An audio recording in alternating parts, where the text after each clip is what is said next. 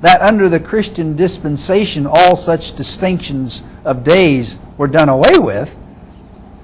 One day was as good and as holy as another. There were to be no Sabbaths and no holy days at all, but not one syllable does it say about the obligation of the Sabbath being transferred from one day to another, unquote. A third argument used by Sunday supporters is that the Sabbath can be kept on any day of the week as long as one day is set aside each week. The problems with this rationalization are: A, there's no scriptural support for it. Exodus 20, 9-10 says, 6 days shalt thou labor and do all thy work. But the seventh day is the Sabbath of the Lord thy God. In it thou shalt not do any work. That's obviously speaking of the seventh day, not just any day out of the 7. B, Christians rely heavily upon Romans 14, 5-6, which states, one man considers one day more sacred than another. Another man considers every day alike. Everyone should be fully convinced in his own mind. He who regards one day as special does so to the Lord. He who eats meat eats to the Lord, for he gives thanks to God. And he who abstains does so to the Lord and gives thanks to God, unquote.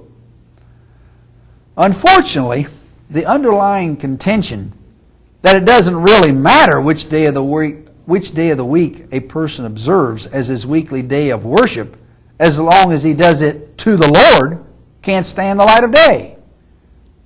If one can consider any day as the Sabbath, then there isn't really a Sabbath day at all. By allowing anyone to determine for himself when the Sabbath should be honored, Paul, in effect, rewrote that part of the old law which clearly and repeatedly says Saturday is the Sabbath. If an individual can pick any day of the week as his Sabbath, then how is he honoring the Sabbath?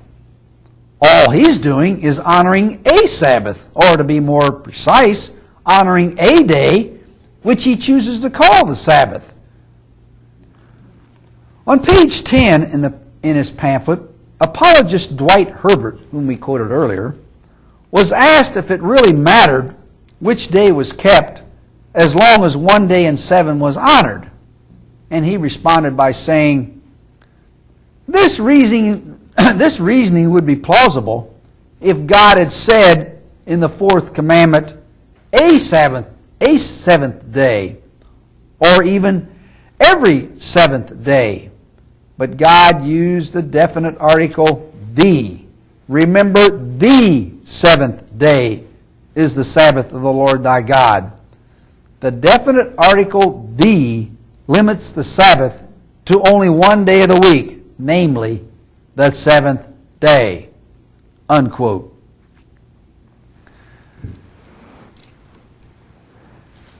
A fourth argument used by apologists is that the first day is to be kept as the Sabbath rather than the 7th because it honors the resurrection.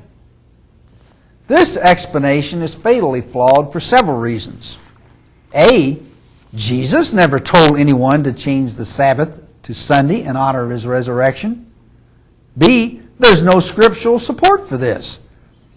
As the author of the pamphlet entitled The First Day of the Week in the Bible said on page 7, quote, nowhere in Scripture is there the slightest hint that the weekday upon which Christ arose from the grave, arose from the dead, was to be regarded as a day of rest and worship, unquote.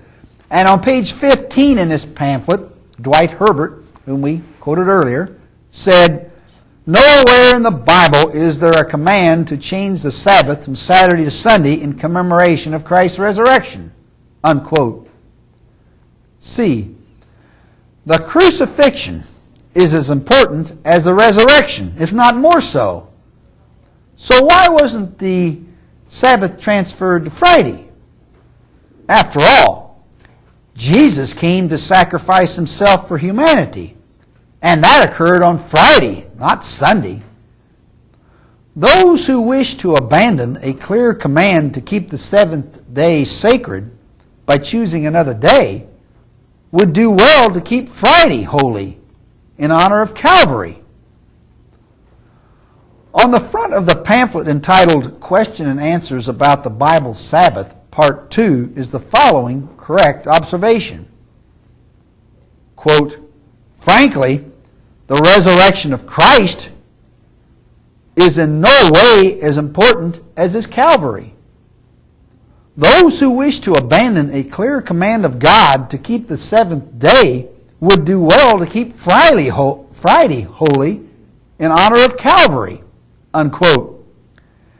And D, if the resurrection of Jesus on Sunday caused the Sabbath to be changed to Sunday, then why did Paul and his disciples continue to look upon Saturday as the Sabbath even after the resurrection? A fifth argument used by apologists to justify changing the Sabbath to Sunday is that the first Sabbath lasted many ages, so we can't keep it today. This tactic is also fraught with problems.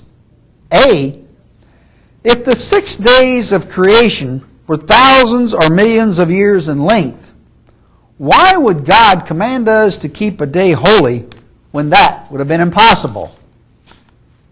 B, there's no scriptural support for the assertion that the first Sabbath lasted many ages.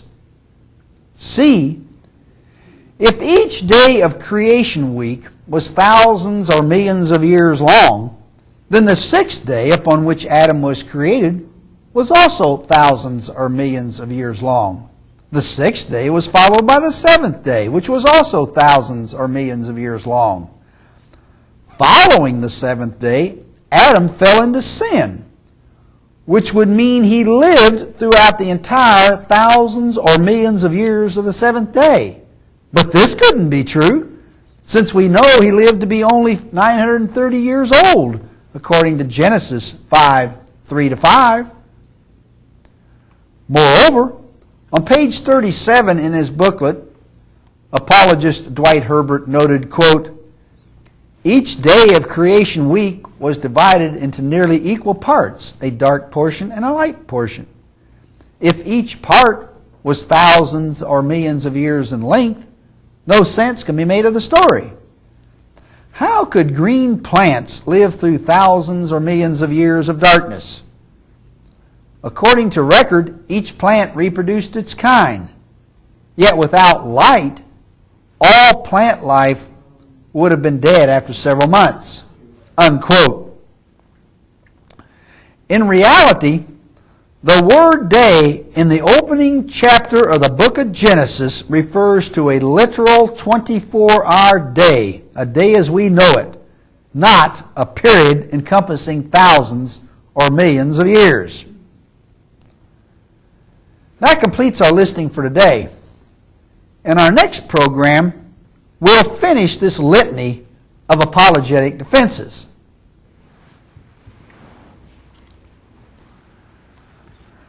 We'd like to conclude today by noting a couple of points in a critical letter we received.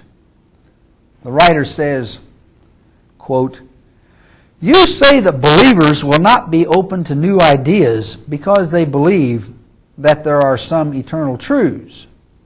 This is too ridiculous a charge to merit a response. Unquote.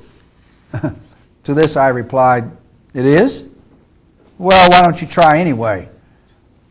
Probably because you know that eternal truths are, by definition, not open to alteration, modification, or revision. They aren't subject to adjustment.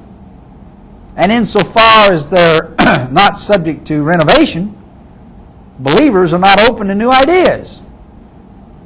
And when they're not open to new ideas in such key areas as morality and Christian dogma, they tend to be closed-minded in other areas as well, because everything's interrelated.